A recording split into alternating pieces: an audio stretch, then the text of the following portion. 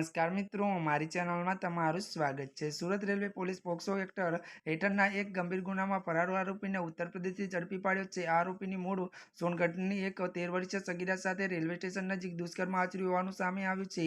આરોપીની ઓળખ ત્યારે રવિશંકર ઉર્ફ નિતેશ ત્યારે મિત્રો તરીકે થઈ છે। તે ઉત્તર પ્રદેશના ભદોહી જિલ્લાનો રહેવાસી છે અને વ્યવસાયી કલરકામ કરે છે।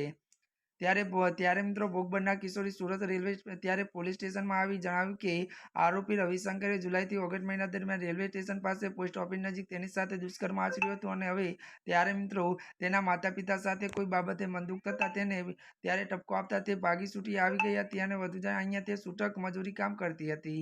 મળતી વિગતો અનુસાર વધુ જણાવી દઈએ કે અને ત્યારે આરોપી રવિશંકર પણ ત્યાં છૂટકી મજૂરી કરતો હોવાથી તે બંનેનો પરિચય થયો હતો। આ પરિચય રેલવે સ્ટેશન નજીક થયો હતો। આ ગુના બાદ આરોપી ઘટના સ્થળેથી ફરાર થઈ ગયો હતો અને પોલીસની બચાવ માટે નંદુબાર અને ત્યારે અન્ય જગ્યાએ છુપી રહ્યો હતો અને તે પકડવામાં પોલીસે ભારે મુશ્કેલ થઈ હતી અને આરોપી રવિશંકર ત્યાં છૂટક મજૂરી કરતો હોવાથી બંનેનો પરિચય થયો હતો।